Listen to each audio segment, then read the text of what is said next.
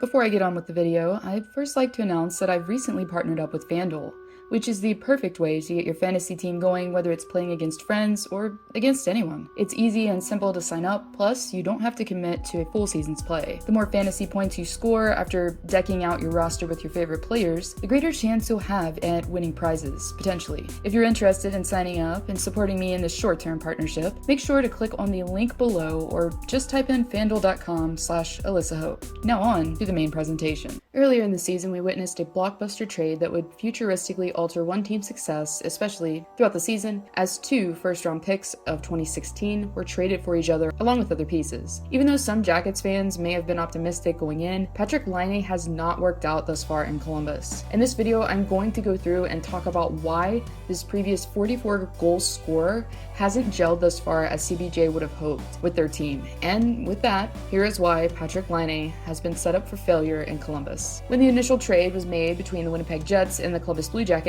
the two top players involved were very different from one another. Pierre-Luc Dubois, who was drafted by CBJ, had developed nicely into a two-way forward that could easily play both ends of the ice, block shots, and play physical when need be. On the other hand, the Jackets acquired Patrik Laine in return as the main prize. Laine, who is a similar player to Alex Ovechkin, not saying he's as good of a goal scorer, as people probably would jump on me for even saying that, but what I mean is his playing style. Laine is ridiculously good at sniping the puck in the circle, and that is literally what he naturally as a player brings to the table. Not trying to diss number 29, but that's his style. And he's very good at scoring, but at the same time, he tends to be a one-dimensional player. For some teams, that's perfectly fine, but others, not so much. So while it may have been a quick fix for both parties, getting him out of the media spotlight and things like that, if you looked around the league with all of the possible destinations and places that Laine could have ended up, hypothetically, in my opinion, CBJ would literally be the worst because of the fit, and then maybe slightly ahead of the New York Islanders, as the Blue Jackets have adopted such a culture that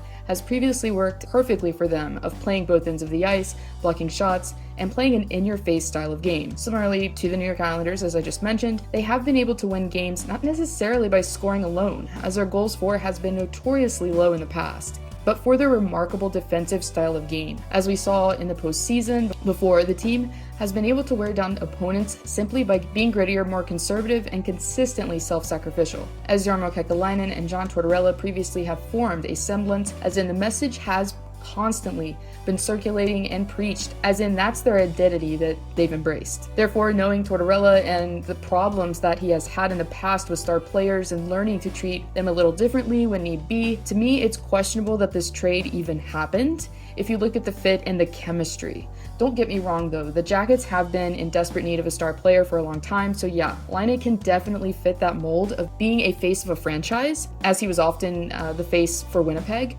But when you sit down and actually take all of this into account and context, Laine being traded to Columbus was literally the worst thing for him, as Laine early on was benched due to his lackluster two-way game and obviously that dispute with one of the coaches.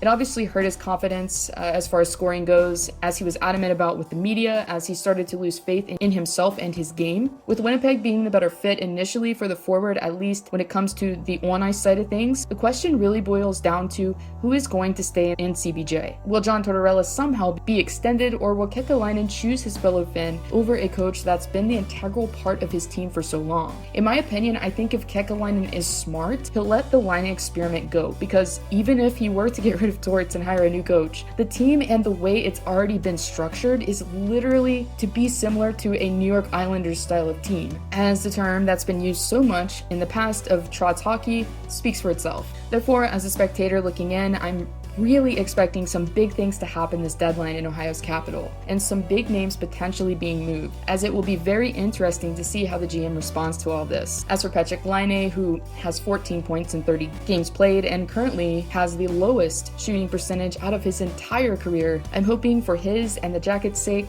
a miracle happens.